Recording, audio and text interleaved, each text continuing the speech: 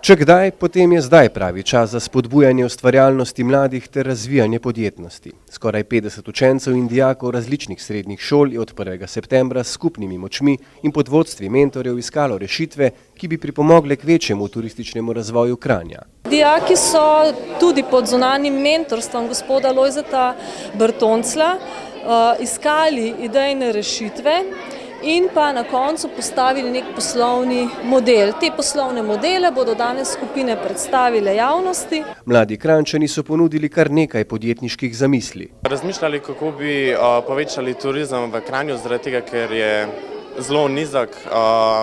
Sam imeli smo problem, ker je zelo majhen prostor. Turizem v Kranju vidim, da ni neki razvit, kot recimo v Ljubljani, pa se bi dali izboljšati z različnimi temi projekti, ki smo jih mi zdaj predstavili, s kakšnim zabaviščenim parkom.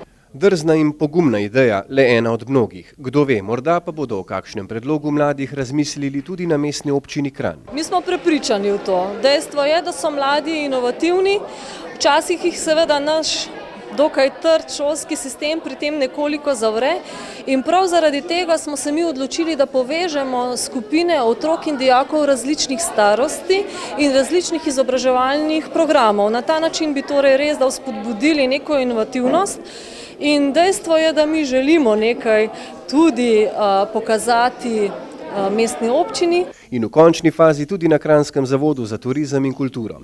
Dogodkov, ki povezujejo mlade vseh starosti ter stroko za boljše življenje družbe, je vedno premalo, ker je idej veliko. Zelo se veselimo vsake priložnosti, kjer lahko naši dijaki izražajo svoje ideje, snujejo.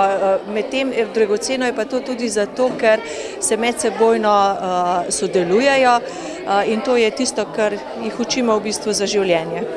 Koliko potencijala imajo vaši dijaki pri določenih temah, ne samo pri letošnji turizem? Pravzaprav težko bi zdaj kar opredelila v nekem deležu, vendar bi rekla tako, če mentor pritisne na pravo tipko, jih spodbudi, zmotivira, imajo neomejene možnosti, bi lahko rekla, kar se kaže tudi pri tem, ko smo osvojili letos zeleno zastavo Ekošole. K ustvarjalnosti, samoiniciativnosti ter inovativnosti dodamo še pogum in zagnanost. Vse to je naložba za dobro prihodnost.